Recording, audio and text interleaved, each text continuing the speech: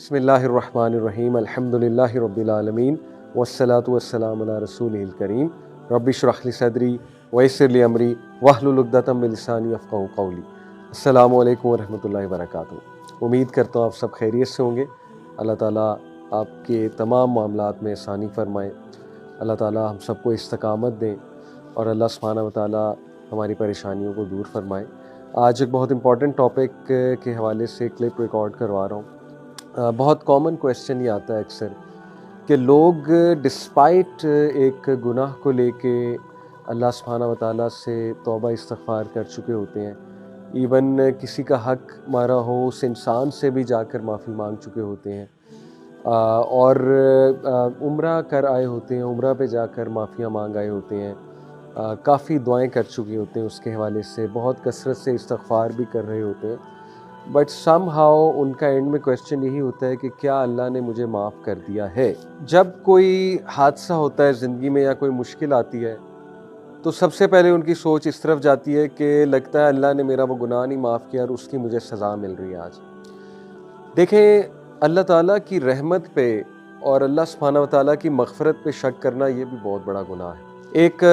Scholar से पूछा गया, सही वाक़या है, हमारे इस्लामाबाद के एक स्कॉलर हैं, उनसे एक भाई ने पूछा कि कैसे पता लगेगा कि अल्लाह ताला ने मुझे माफ़ कर दिया। उन्होंने कहा कि अल्लाह सुब्हानहू व तआला ख़ुद कुरान मजीद में कह रहे हैं, सूरह ज़ुमर चैप्टर 39 वर्स नंबर 53 कि कह दीजिए मेरे उन बंदों से जिन्होंने हदें पार कर दी हैं, ला तक़नतु मिन रहमतिल्लाह, अल्लाह की रहमत से मायूस ना हो। इन्नल्लाह यग़फ़िरुज़्ज़ुनूबा जमीआ, बेशक अल्लाह सारे के सारे गुनाह माफ़ कर देता है। अल्लाह खुद कह रहा है कुरान में। अगर तुम्हें अल्लाह की बात का यकीन नहीं है तो मैं तुम्हें क्या कहूँ, मेरी बात पे तुम्हें कैसे यकीन आएगा। तो ये इन शॉर्ट उसका आंसर है कि क्या अल्लाह ने हमें माफ़ कर दिया है। देखिए, इंसान कुछ ऐसे गुनाह करता है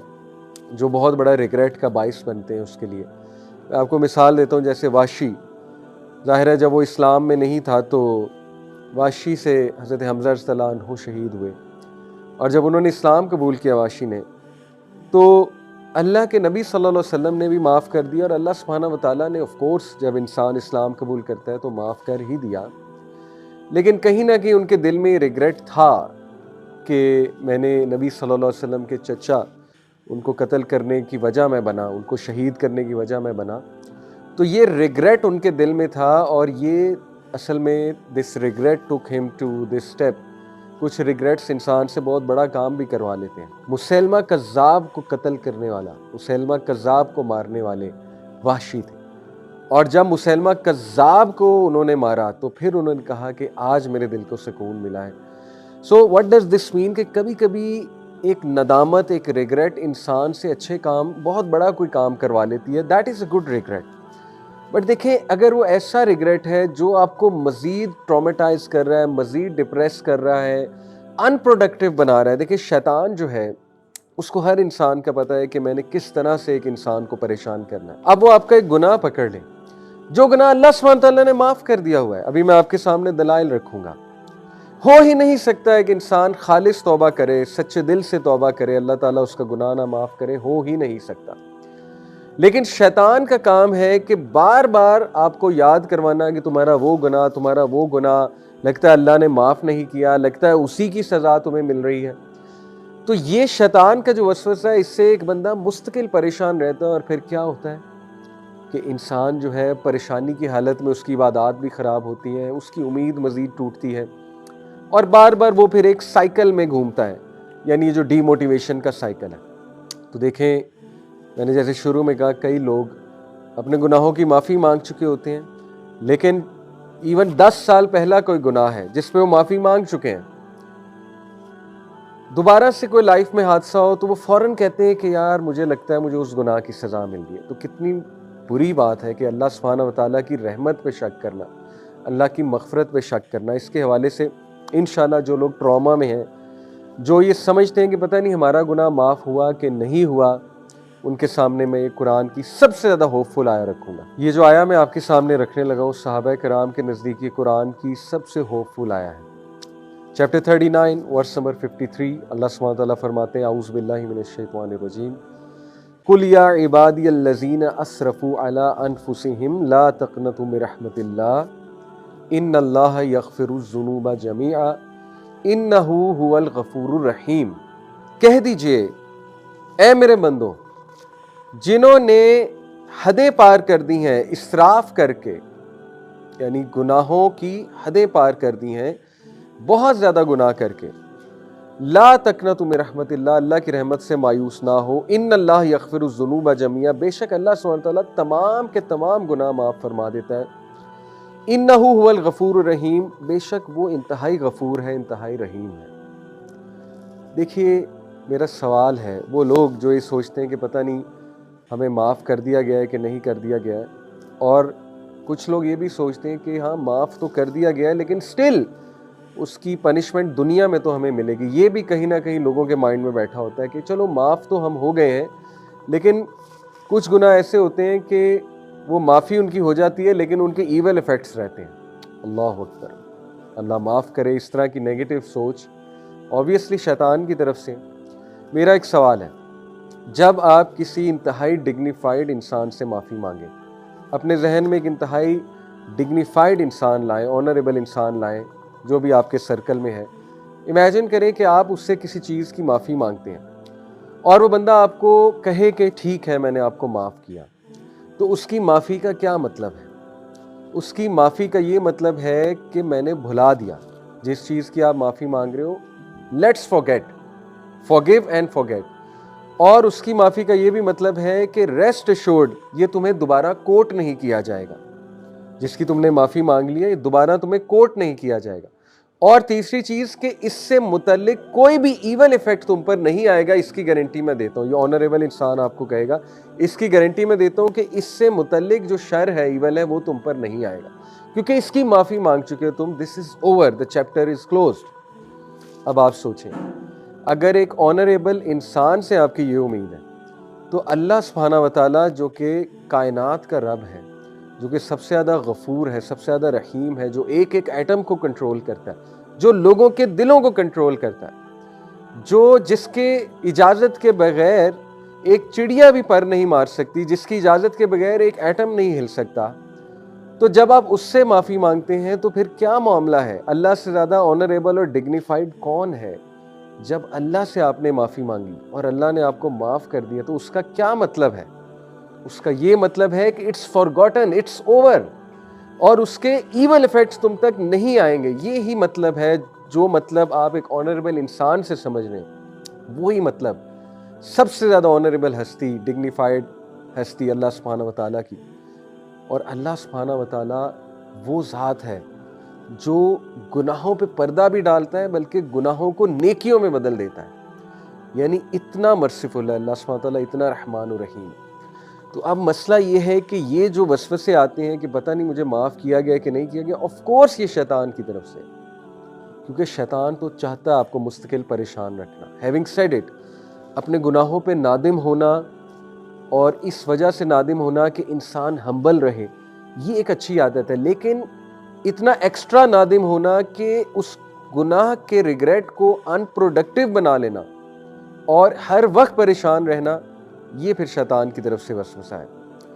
اس حوالے سے میں سورہ زمر کی جو آیت نمبر 53 آپ کے سامنے رکھی، اس میں سے 10 پوائنٹس وہ امام الرازی جو تفسیر الرازی ہے، اس میں امام الرازی 10 ایسے نقطے بیان کرتے ہیں اللہ سبحانہ تعالیٰ کی رحمت کے حوالے سے جو اس آیت سے نکلتے ہیں، اس ایک آیت سے۔ یعنی دیکھیں مفسرین نے کتنا غور کیا ہے قرآن مجید میں۔ کیا نقطے نکلتے ہیں؟ سب سے پہلے امام الرازی کہتے ہیں کہ اللہ سبحانہ تعالیٰ نے کہا یا عبادی، عبادی کا مطلب ہے میرے بندوں۔ امام الرازی کہتے ہیں کہ جب اللہ آپ کو اپنا کہہ رہا ہے، جیسے آپ باپ سے معافی مانگے، باپ آپ کو کہے کہ ٹھیک ہے میں نے تجھے معاف کیا، اور باپ آپ کو کہے کہ اے میرے بیٹے یا اے میری بیٹی میں نے تجھے معاف کیا، آپ مجھے بتائیں کہ جب باپ آپ کو اپنا کہہ کے مخاطب کرے گا تو کتنا کانفیڈنس آپ کا بڑھنا چاہیے۔ اللہ سبحانہ تعالیٰ آپ کو اپنا کہہ کے پکار رہا ہے کہ میرے بندو، یہ بھی کہا جا سکتا تھا کل یا ایھا الانسان، اے انسان، یہ بھی تو کہا جا سکتا تھا، لیکن نہیں، اللہ نے کہا کل یا عبادی، اے میرے بندو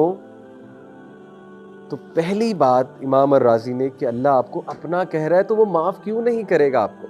اتنے پیار سے آپ سے اللہ سبحانہ تعالیٰ بات کر رہا ہے۔ نمبر 2، عبادی، عبد آپ کو پتہ ہے غلام کو بھی کہتے ہیں، اور عبد جو ہے یہ ایک بیچارگی کی سٹیٹ ہے، مسکنت کی سٹیٹ ہے، عاجزی کی سٹیٹ ہے، محتاجی کی سٹیٹ ہے۔ تو اللہ سبحانہ و تعالیٰ اپنے بندوں کو یہ امید دلا رہا ہے اور یہ بات باور کروا رہا ہے کہ مجھے پتہ ہے تم کس محتاجی سے، کس بیچارگی سے میرے پاس آئے ہو، اور تمہیں یہ کتنا تنگ کرتی ہے چیز، یہ ریگریٹ تمہیں کتنا تنگ کرتا ہے، یہ مجھے معلوم ہے۔ تو عبادی سے یہ امپلیکیشن بھی نکلتی ہے کہ تم انتہائی محتاجی کی سٹیٹ میں آئے ہو اور یہ مجھے بات پتہ ہے۔ دیکھیے اللہ تعالیٰ نے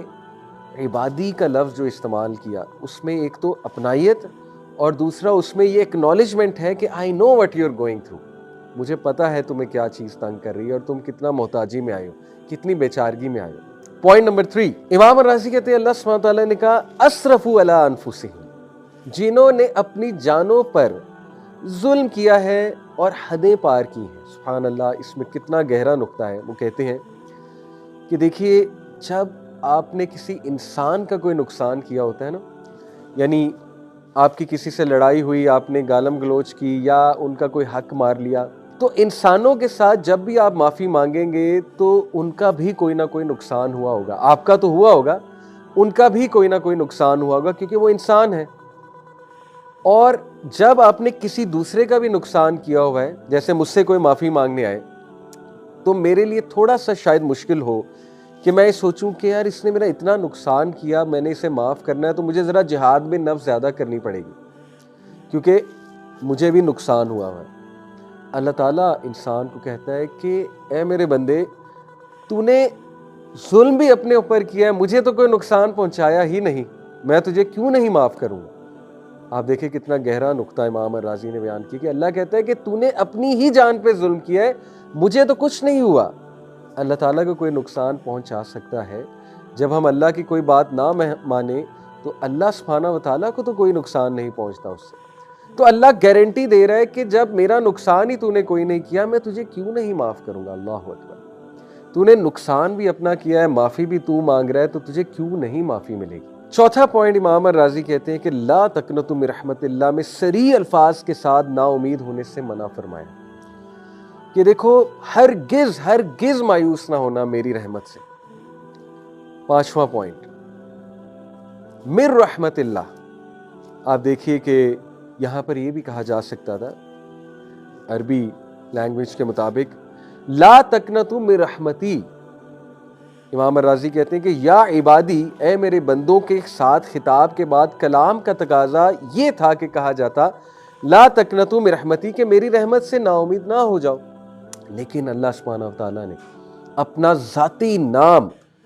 جو کہ ہے اللہ کا ذاتی نام ہے، باقی صفاتی نام ہے، سب سے گریٹسٹ نیم ہے اللہ کا اللہ۔ امام الرازی کہتے ہیں اللہ سبحانہ و تعالیٰ نے اپنا ذاتی نام استعمال کیا، یہ نہیں کہا لا تقنطوا من رحمتی، یہ بھی ٹھیک تھا اگر یہی بات ہوتی لا تقنطوا من رحمتی، میری رحمت سے مایوس نہ ہو، لیکن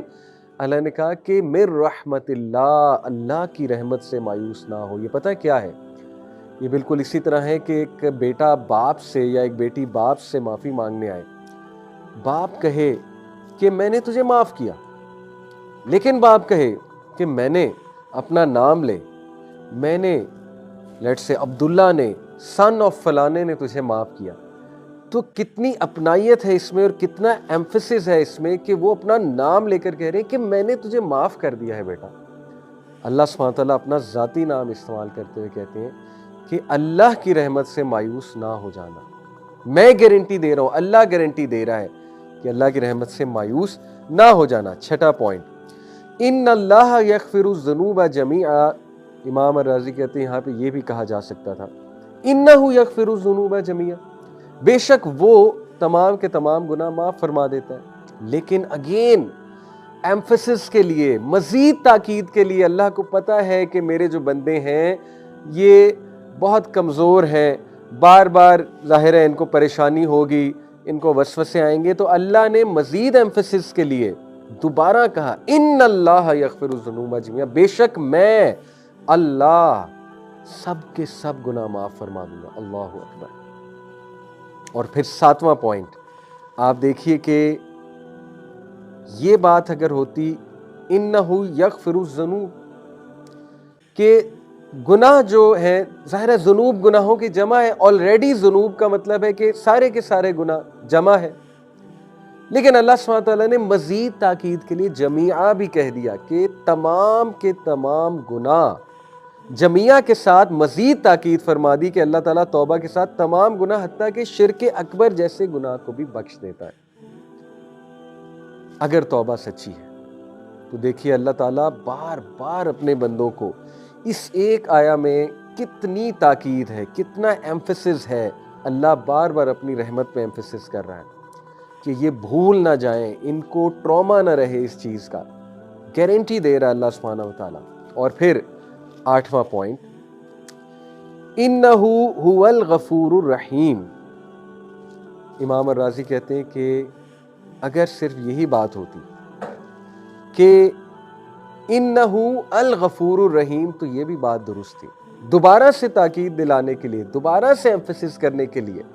اللہ نے کہا بے شک وہ اور وہ، انہ هو الغفور الرحیم، 2 بار اللہ نے ایمفیسس دلایا کہ یہ بندہ اس کو شک نہ ہو میری توبہ پہ، بے شک وہ اور وہ تمام کے تمام گناہ معاف کر دیتا ہے۔ اور پھر 9واں پوائنٹ کہ اللہ سبحانہ و تعالیٰ نے الغفور، یہ جو اللہ کا ایٹریبیوٹ ہے، اللہ کی صفت ہے الغفور، یہ غفرہ سے نکلا ہے جس کا اصل معنی ہے پردہ ڈالنا، اور ظاہر ہے کہ الغفور اس سے مبالغے کا صیغہ ہے، یعنی اللہ تعالیٰ بندوں کے گناہوں پر بہت زیادہ پردہ ڈالنے والا ہے،